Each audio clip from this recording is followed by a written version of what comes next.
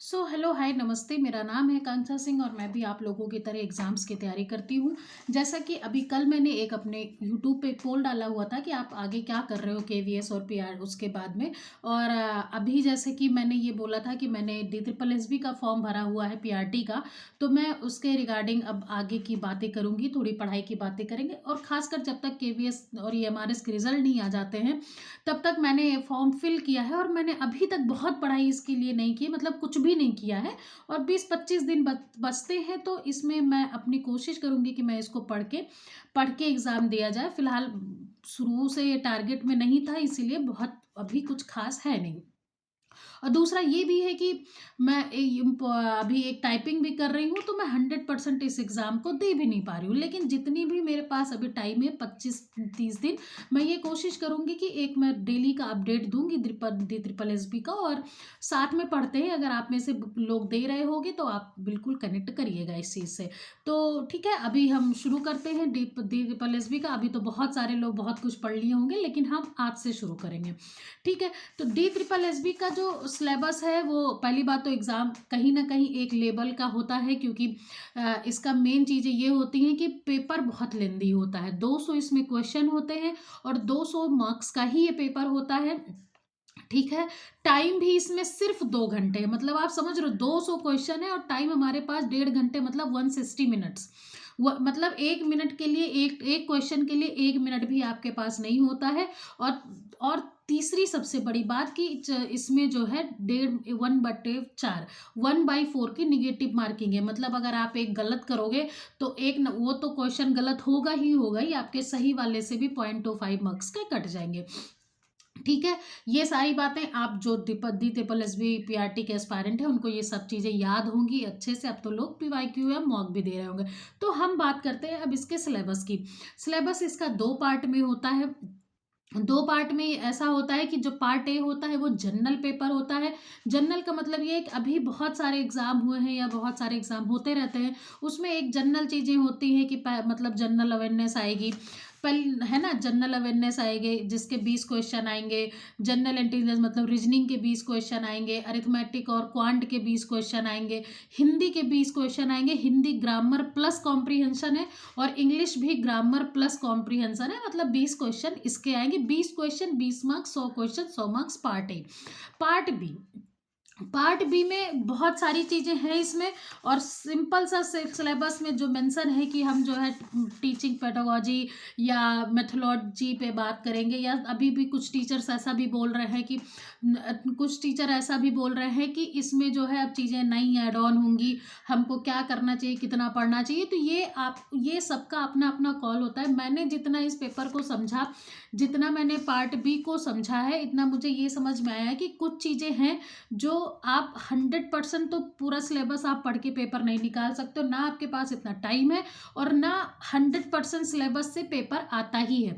जितना मैंने पीवाईक्यू देखा है, जितना मुझे समझ में आया है ये पेपर, मतलब ये टॉप मतलब पूरा पोर्शन जो है ये है कि अगर आप पहली बात तो जितना आपके सीटेट में पूछता है वो तो आपको करना ही करना है। आपने सीटेट पढ़ा होगा, बहुत बेसिक लेवल पढ़ा।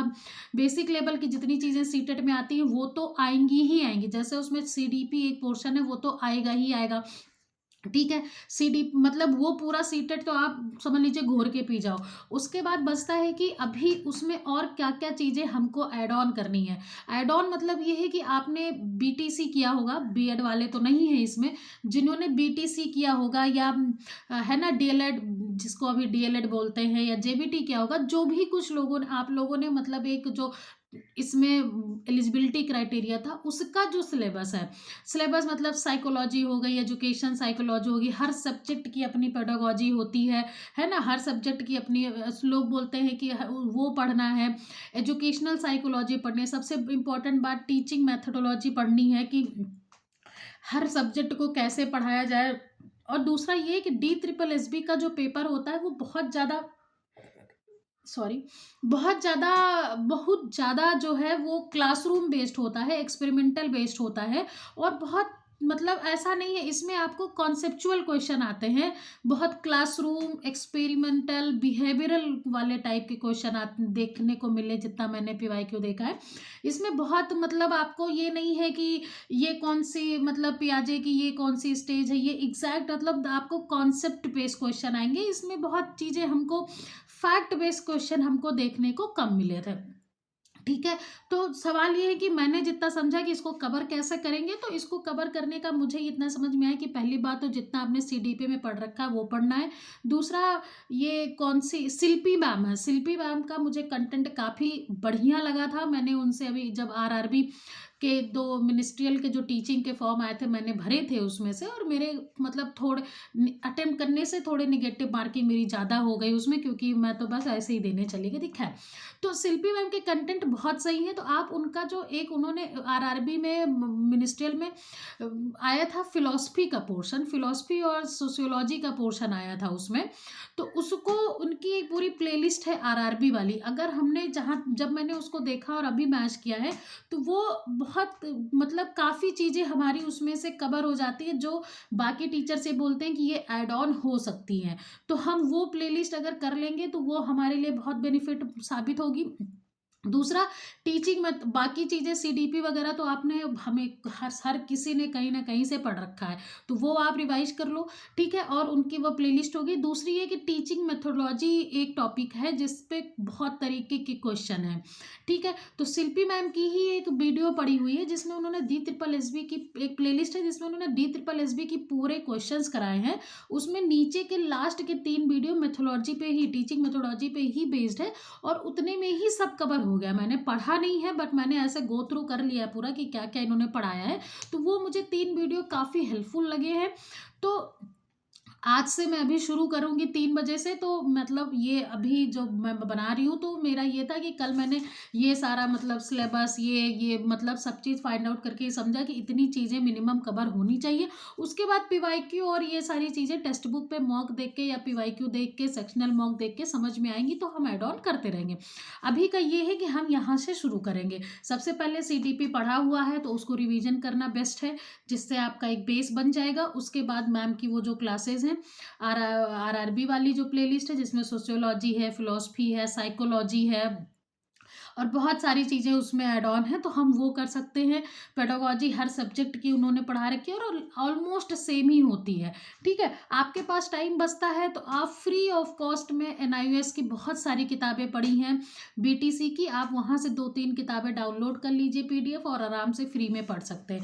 तो ये तो हो गया पार्ट बी का। पार्ट बी में हम अभी तक तो जितना मुझे समझ में आया मैं इतना करूँगी, आपको कहीं से कुछ समझ में आएगा तो नीचे कमेंट करिएगा। और दूसरा, मुझे अगर कोई आपको मुझे अभी तक समझ नहीं आया है बुक का, अगर कोई मतलब बुक मिलती है, ऑनलाइन की मैं बात नहीं कर रही हूँ, मतलब पीडीएफ की बात नहीं कर रही हूँ, ऑफलाइन कोई बुक मिलती हो किसी टीचर की या कुछ भी जिसमें ये सारी चीज़ें कवर हों कि आप वो बुक ले लो तो एक तरफ से कवर हो जाए, तो आप मुझे प्लीज़ सजेस्ट करना, क्योंकि मेरे लिए बुक पढ़ना थोड़ा सा ईजी होता है।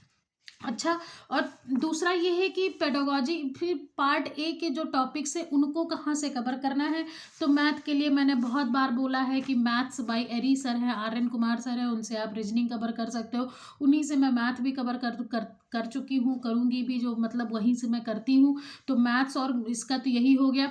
हिंदी जहाँ से भी आपको समझ में आए आप कर सकते हो। इंग्लिश के बारे में मैं कोई कमेंट नहीं करती हूँ, मेरा खुद का वो पोर्शन अच्छा नहीं है और मैं उसको थोड़ा सा अवॉइड करती हूँ कि चलो ठीक है इसका कम करके हिंदी और बाकी सब्जेक्ट पे ज़्यादा टाइम देके मेरा उसमें ज़्यादा फ्रूटफुल रहेगा।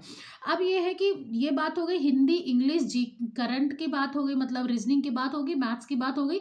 अब ये होता है कि जीके और जीएस कहाँ से करना है, कितना करना, जितना मैंने टीचर्स का सुना देखा वीडियो ये वो सबने यही बोला। इनफैक्ट DSSB का भी देख के समझ में आया कि आप जो है पहली बात तो थोड़े बहुत स्टैटिक जीके आपके पास होना चाहिए, जैसे कि बेसिक कॉन्स्टिट्यूशन हो गया, नेशनल वाली चीज़ें हो गई, नेशनल सिंबल्स हो गया, इंपॉर्टेंट डेट हो गए, उन पर थीम्स हो गई, एजुकेशन रिलेटेड जो भी नई चीज़ें ऐड ऑन हुई हैं वो हो गई। बेसिक साइंस हो गया, जैसे कि केमिस्ट्री के कुछ चैप्टर है, एसिड बेस सॉल्ट है, बायो के ह्यूमन बॉडी है, ह्यूमन ऑर्गन्स है, और केमिस्ट्री के जैसे फिल्ट्रेशन हो गया, एसिड बेस सॉल्ट है, फिजिक्स में करंट हो गया, लाइट हो गई, साउंड हो गई, ये सारी चीज़ें हमको स्टैटिक की हो गई। उसके बाद हो कभी कभी डी ट्रिपल एस बी में दिल्ली से रिलेटेड भी चीज़ें एजुकेशन में आ जाती है, लेकिन इसका मतलब ये नहीं कि आप पढ़ने बैठ जाओ, आप दो चार चीज़ें गो थ्रू करके आप उसको आगे बढ़ सकते हो।